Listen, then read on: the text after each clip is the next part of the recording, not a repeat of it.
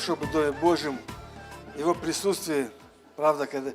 И на самом деле это самое главное, самое важное место, когда вот мы в Его присутствии, где тают горы, где атмосфера меняется вокруг и в нас. Поэтому очень рад вас всех видеть, дорогая церковь. Ну, ладно мы, но насколько Господь рад, да? Знаете, у нас была пятница, церковная молитва была, ходатайственное служение. И вот мы прославили, и так тихо, нежно пришел Господь, просто, знаете, я встал, вроде начал что-то сказать, и я понимаю, что я ничего не... Вот, я сидел, и мы просто переживали Его присутствие. И Бог говорил, Бог видения, какие-то пророчества, какие-то картины, какое-то слово, ободрение. Я думаю, каждый, кто в чем нуждался, получил. Осознавал, понял, не понял. Но тем не менее, Бог делал что-то, Бог производит. И, в принципе, я хочу продолжить. Вот до сих пор я, наверное, вот этом нахожусь. Вчера также еду в машине, и вот опять же, вот это наше нежное прикосновение, и просто я выкинул жвачку, музыку, все. Сидел, ехал и слушал, и Бог говорил. И так много в последнее время я слышу, люди спрашивают, а как говорит Бог, а как слышать Бога? И вот Бог положил, вот об этом хочу с вами поделиться, и я думаю, буду делиться несколько воскресений об этом. И тема называется «Как услышать Бога». Тема большая, я считаю, это важно, принципиально важно нам слышать Его. И я хочу вот смело, с таким дерзновением заявить, что наш Бог, Он не молчащий, Он говорит. Аминь. Он говорит. И, знаешь, это идолы, люди поклоняются чему угодно, идолы не говорят. Но Бог, Он живой. Он живой, Христос живой. И для чего Он говорит, да, вопрос. Он хочет вести, потому что мы Его дети, Он хочет вести нас по жизни, чтобы мы, этот божественный сценарий, Его сценарий, нашей жизни, чтобы он был воплощен. Да? Также Он говорит, по-разному говорит. И как вопрос Он говорит. И евреям, автор послания евреям говорит в 1 главе, в 1 стихе, говорит, Бог многообразно и многократно говорит. Издревле, там, в пророках. И вот многообразно, об этом мы будем говорить в следующий раз, то есть он говорит по-разному, по-разному. И говорит многократно он говорит. Он вновь повторяет. Просто и до нас, видимо, не всегда с первого раза доходит, и он снова он начинает говорить, и нам порой нужно просто вот научиться слышать его. Аминь. И вот когда мы говорим о голосе Божьем, или о том, как говорит Бог, или что говорит, есть три проблемы. И вот об этих трех вещах я хочу с вами поговорить. Первая проблема. Мы не слышим голос Божий. И порой из-за того, что мы не слышим, мы думаем, что Бог не говорит. Но Он говорит. Почему? Потому что сегодня в этом современном таком мире наша голова, наши сердца, наш разум, наша душа, она переполнена всякой информацией. Информация течет со всех сторон. Самое такое информированное время, ни одно поколение, наверное, не переживало, не имело такой доступ к информации, как сегодня мы имеем. Оно льется со всех сторон. Да? Надо Wi-Fi, еще VPN сегодня, и будет со всех... наш разум атакован, бомбардировка идет. Информации, много информации, все пропитано информацией. Аминь.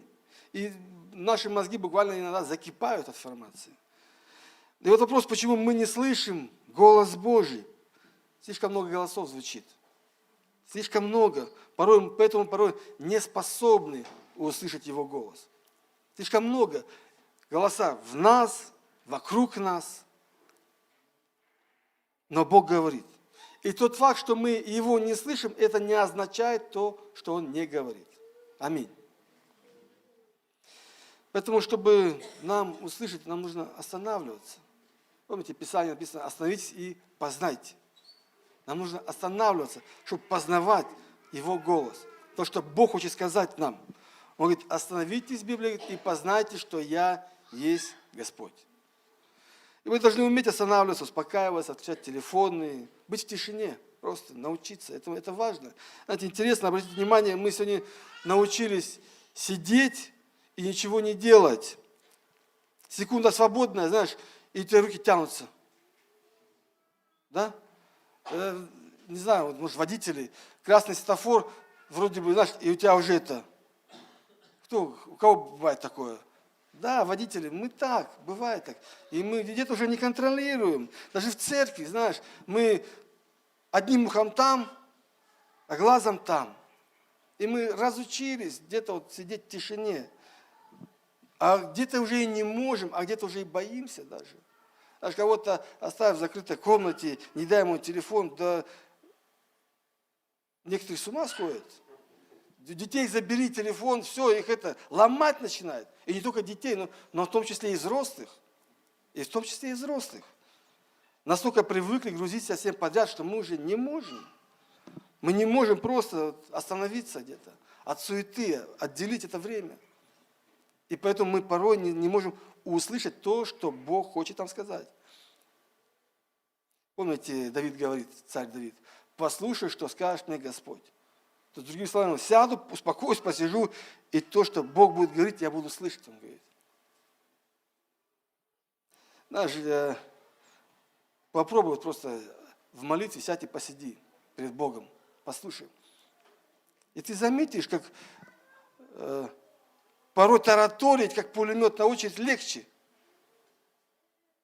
Как много мыслей будет отвлекать тебя. Что нам нужно научиться пленять помышления, дисциплинировать свой разум, чтобы прийти в это святое святых. Чтобы услышать то, что Бог хочет сказать. Даже мы иногда приходим к Богу, что-то там оттараторили и побежали дальше. А Бог даже не успел тебе сказать, тебя уже нету там. Но так важно, это принципиально важно, чтобы мы имели эти встречи с Ним, чтобы познавали Его волю, знали Его голос, потому что Бог хочет говорить тебе. Аминь. Поэтому это стало нашей проблемой. Первое, Бог говорит, но мы не слышим. Вторая наша проблема, мы слышим, но мы не понимаем, что это говорит нам Господь. Мы слышим, но не понимаем. Хочу прочитать с вами одну историю. Первое царство, 3 глава. Первое царство, 3 глава. Отрок Самуил, 3 глава, 1 царство, 1 стиха. Отрок Самуил служил Господу при Илии. А слово Господне было редко в те дни. Видения были нечасты. И было в то время, когда Илий лежал на своем месте, глаза же его начали смежаться, и он не мог видеть, и светильник Божий еще не погас. Самуил лежал в храме Господнем, где ковчег Божий. И воззвал Господь Самуилу: «Самуил, Самуил!» И отвечал он: «Вот я». И побежал к Илии и сказал: «Вот я, ты звал меня?» Но тот сказал: «Не звал тебя, пойди назад ложись». И он пошел и лег. Но Господь другой раз воззвал к Самуилу: «Самуил, Самуил!» Опять он встал и пришел к Илии, вторично, и сказал: «Вот я, ты звал меня?» Но тот сказал: «Я не звал тебя, сын мой, пойди назад ложись». Самуил еще не знал тогда голоса Господа, и еще не открывалось ему слово Господне. И воззвал Господь Самуилу еще в 3-й раз. Он встал и пришел к Илии и сказал: «Вот я, ты звал меня?» Тогда понял Илий, что Господь зовет отрока. И сказал Илий Самуилу: «Пойди назад и ложись, и когда зовущий позовет тебя, ты скажи: говори, Господи, ибо слышит раб твой». И пошел Самуил и лег на месте своем. И пришел Господь и стал и воззвал, как в тот и в другой раз: «Самуил, Самуил». И сказал Самуил: «Говори, Господи, ибо слышит раб твой». Аминь. Мы видим ситуацию, Самуил лежит в храме, и Бог обращается к нему. Мы видим, Самуил слышит голос Божий. Да, Бог обращается к нему, и он слышит. Но какая проблема? Проблема в том, что он не знает голос Божий. Он думает о человеке и бежит к человеку. И 7 стих об этом говорит, что он не знал еще тогда голоса Божьего. Аминь. Он слышал, но не знал. Он был молод, неопытен еще, не переживал. не был неопытным в хождении, не разбирался, как Бог говорит. И вот 3 раза он прибегает, и в очередной раз, когда Илия, пожилой священник, он понял, и он объясняет ему, мы читаем. Он начал учить Илия Самуила, как реагировать и что отвечать. Вот точно так же, вот и мы, точно так же, как Самуил. Вот, многие, кто-то уже опытный, кто-то молодой, в вере молодой или по возрасту молодой, кто-то только открыл свое сердце для Христа, кто-то начал только слышать Его, различать Его, служить Его. Но, опять же, мы не все способны услышать Его голос. Мы не понимаем, мы слышим, но мы не различаем Его голос. Аминь. Мы думаем порой, что это сказали родители, мы думаем порой, что это сказал просто пастор, мы думаем, что это кто-то сказал брат, сестра, или тебе на работе, или как-то еще. Но так важно научиться различать Его голос. Аминь. И вот смотрите, здесь какой интересный момент мы читаем. Мы видим Илия, который был пожилой, который много лет служил Господу, был священником Божьим, который знал Бога. Да, Писание говорит, у него были ошибки, был несовершенный человек, у него были проблемы в семье, с сыновьями были проблемы.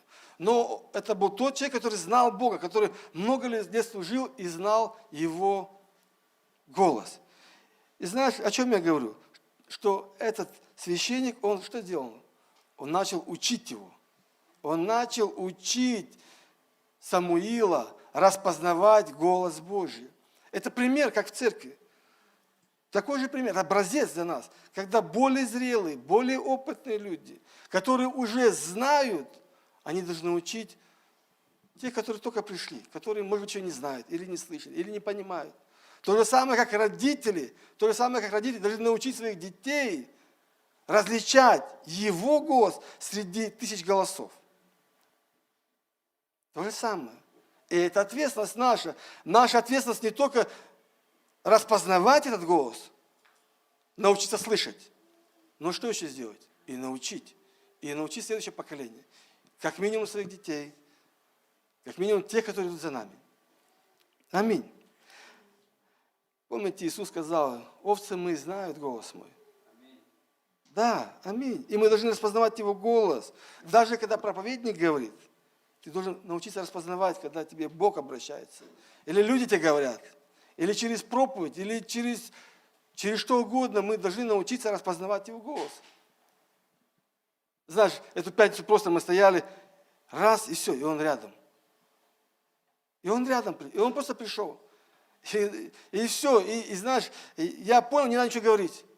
Надо дать Ему, чтобы Он говорил, чтобы Он служил. И я потом такой довольный, удовлетворенный ушел, когда люди просто начали говорить, выходить. Были удовлетворены всем. Аминь. Нам нужно научиться распознавать голос Божий среди тысяч голосов. Знаешь, даже сейчас, если мы вот просто успокоимся, сядем и будем слушать, даже здесь, если все будут молчать, мы услышим много шума. Речка даже мы услышим. Кондиционер, что-то дыхание.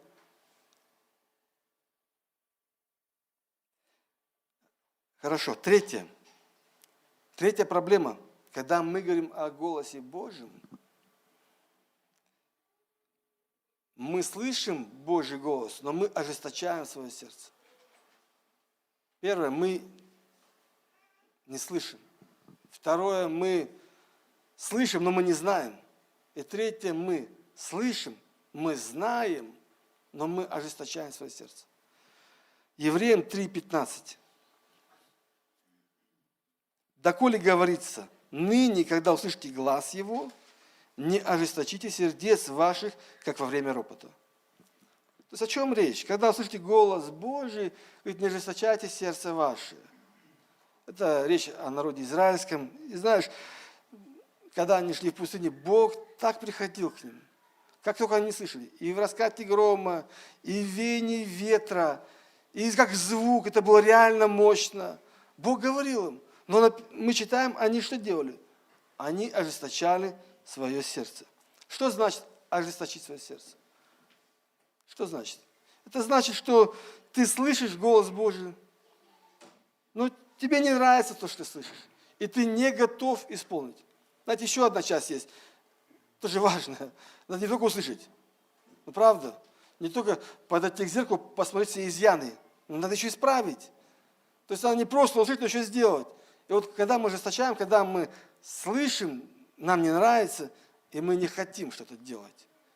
Мы непослушны, мы не готовы исполнять. И давайте будем честно говорить, мы, как правило, в большинстве случаев знаем, когда Бог говорит.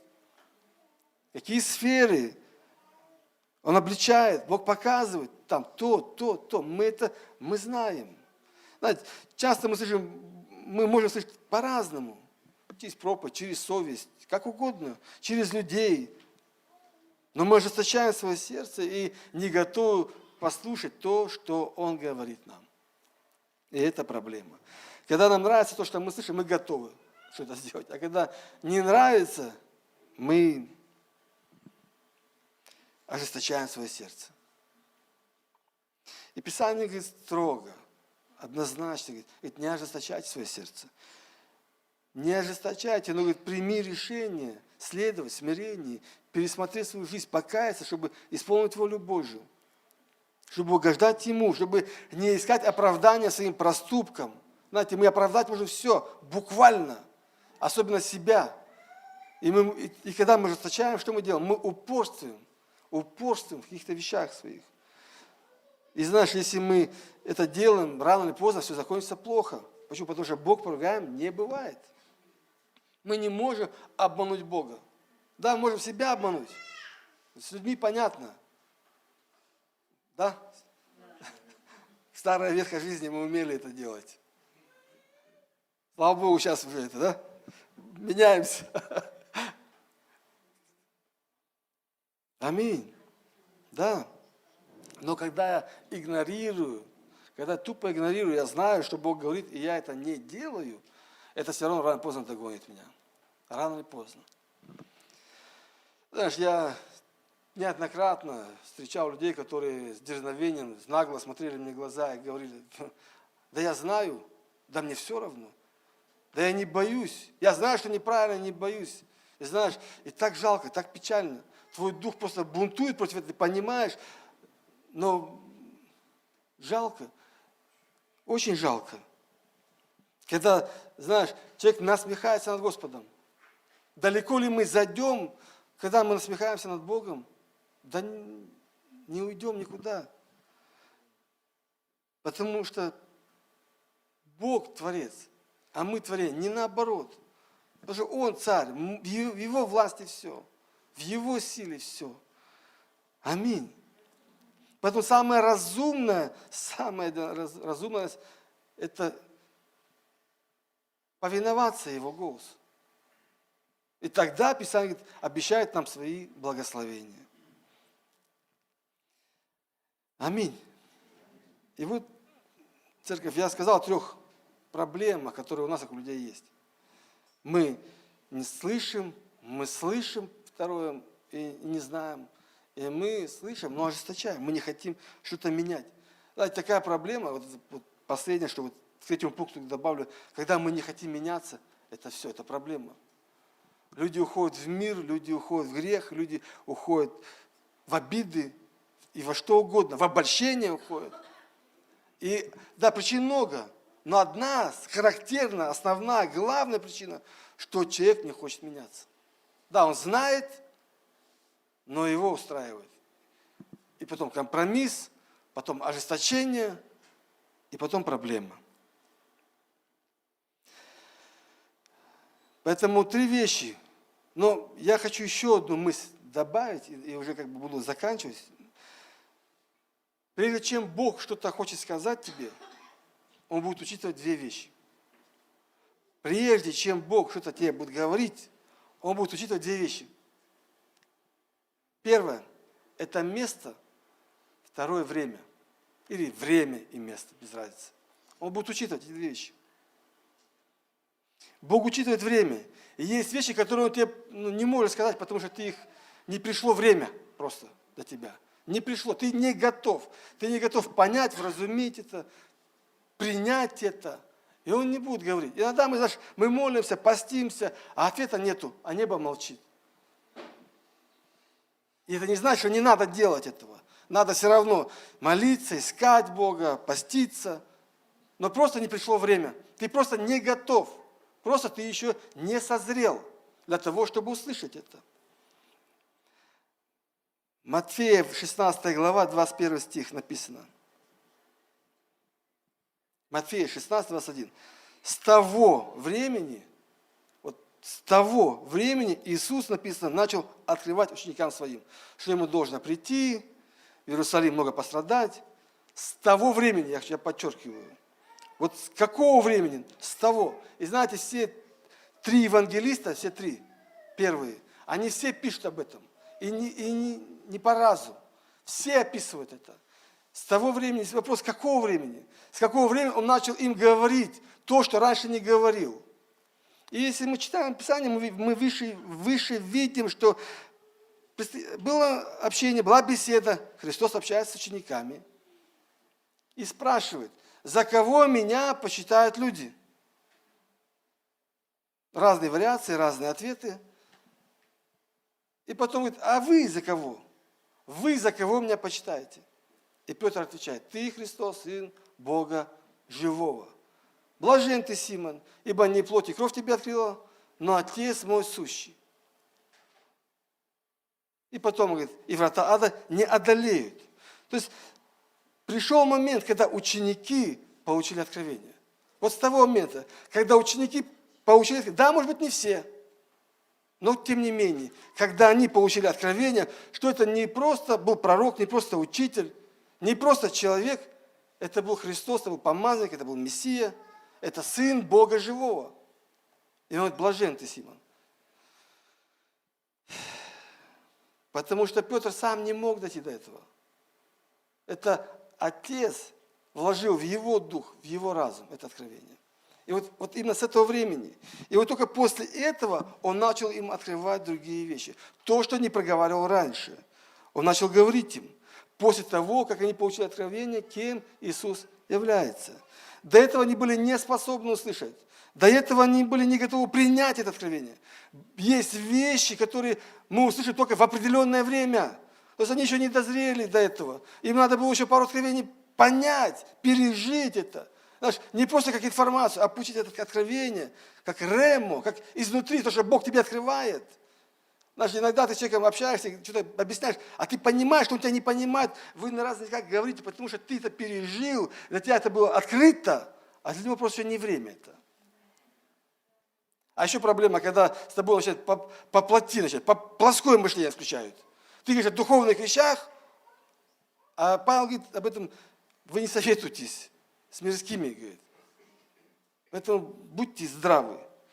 Кто услышал, тот услышал. То есть до этого они были не готовы, не способны принять это откровение. Но когда они поучили, тогда он начал высвобождать им о будущем. Он начал говорить им о себе, что я пришел, что я возьму весь грех. Тогда он начал говорить, тогда, после того. До этого времени он не мог им говорить, потому что они были не готовы, время не пришло. Поэтому есть вещи, когда Бог тебе и мне скажет только тогда, когда придет время. Аминь. И как бы ты не просил у Бога каких-то ответов, сколько ты не молился, просто, может быть, время не пришло еще. Это не повод опустить руки, разочароваться, сказать, все, почему ты не ответил. Нет, просто не пришло время. И Бог, Он верный. Бог верен своему слову. В Его устах ответ. Жди, ищи, стучи, пока отворят. Аминь. Время должно прийти. К некоторым вещам, которые Бог хочет нам сказать, нужно время. Иисус сказал, Иоанна 16:12, говорит, я много хочу вам сказать. Много я хочу вам сказать, но вы просто не можете вместить. То есть я хочу вам сказать, но просто не время. Просто ты еще не готов. Просто потерпи. Немножко. А может быть, ножка.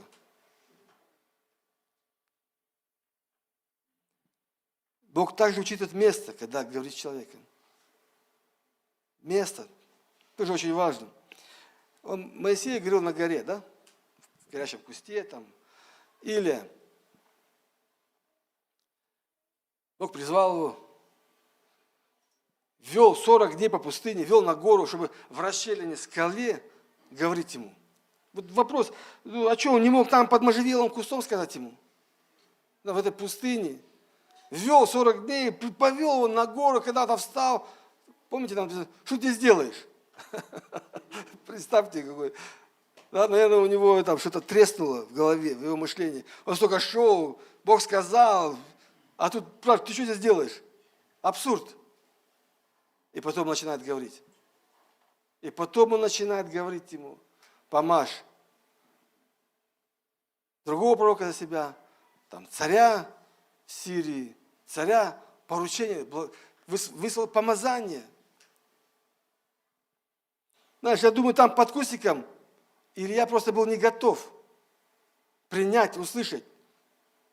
Нужно было время, нужно было пройти, нужно было попасть в это присутствие Божие. Нужно было это определенное место, где Бог будет говорить ему. Знаешь, порой место нам помогает услышать голос Божий или понять.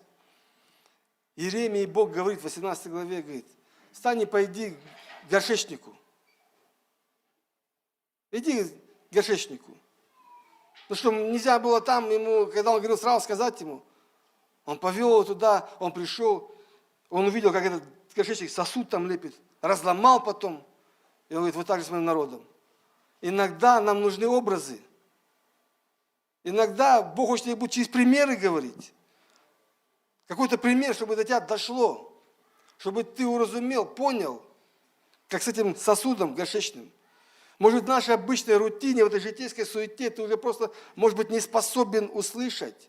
Может быть, тебе надо пойти или поехать куда-то, или книжку прочитать, или на конференцию сесть, или кому-то прийти, к брату, сестре, не знаю.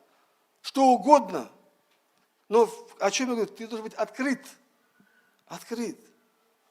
Чувствителен к тому, чтобы слышать голос. Да, надо еще... Мы об этом в другой раз поговорим. Но ты должен знать его голос.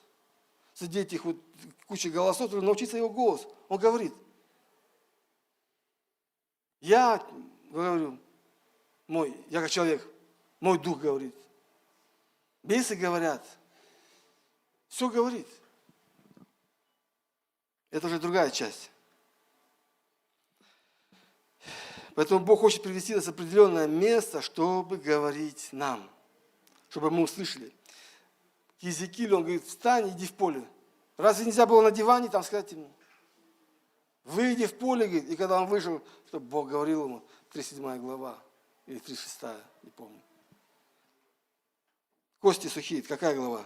37? Захарий говорил в храме. Иоанну Крестителю говорил где? В пустыне. Павлу, когда тот ехал на коне в Дамаск. Бог учитывает место, и Бог учитывает время, чтобы говорить в наши сердца. Поэтому так важно нам, научиться слышать, быть открытыми к тому, что Бог говорит. А Бог имеет слово для тебя. Это определенно, это факт. Бог имеет то, что тебе сказать. Аминь. Знаешь, я не говорю о том, что надо только бегать, там, как есть категории людей, они по пророкам, там, по конференциям, и надо, и не надо, или по каналам разным. Но мы должны быть открыты, мы должны быть чувствительны, мы должны учитывать время, место, и Бог терпеливый по любви своей, Он хочет достучаться до нас. Аминь. Давайте встанем.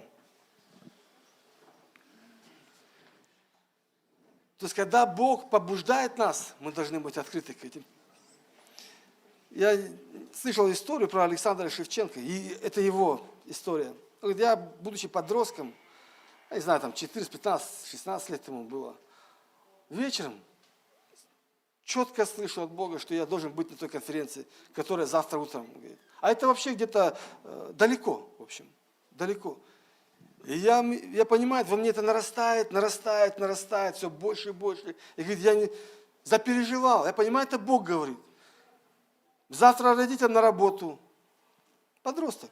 И я, говорит, бегу к родителям, начинаю уговаривать отца, убеждать. Я убедил, и мы, говорит, всю ночь ехали в эту конференцию. Это было то время и то место, где Бог крестил меня. Крестил Духом. Это была отправная точка Его служения. Знаешь, да, что угодно. Поехал бы, не поехал бы. Но к чему говорю? Вот эти импульсы Духа мы должны слышать. Мы должны изучать, мы должны быть послушными. Аминь. Знаешь, а Бог говорит. Говорит. Поэтому нам нужно быть вводимым Его голосом, Его Духом. Потому что Бог знает, как тебя благословить, как тебя провести. Лучше ты, как никто. Чтобы мы были вводимы Его Духом, не соцсетями, не какими-то веяниями, философией, какими-то там моментами, но именно Его голосом. Да, иногда не говорит. Иногда не говорит. Иногда небо молчит, небо закрыто. И это тяжело. Тяжелое состояние. Помните, Давид в 31 псалме говорит, кости мы обещали, когда ты молчал. Да, но это временно. Это временно. Дождись своего. Знаешь, Бог все равно рядом. Бог все равно рядом. Ищи Его, даже если Его не слышишь. Даже если все плохо, вокруг тебя какой-то мрак. Все равно прорывайся. Знаете, я помню, когда мы начали только начали служение, не было ни опыта, не было ничего, так все. Но знаете, что было? Была молитва. Была молитва. И Бог всегда приходил. И Бог всегда приходил, всегда говорил, всегда ободрял, всегда вдохновлял, всегда поддерживал, и это еще больше толкало к Нему. И слава Богу, что не было опыта, и слава Богу, что не было знаний, и слава Богу, но Дух Святой брал и вел. Поэтому позволь Богу, научись слышать Его, научись, дай Ему делать все, что хочет в твоей жизни. Это будет благородней, это будет лучше, это будет полезней. В этом есть благословение, церковь. Аминь.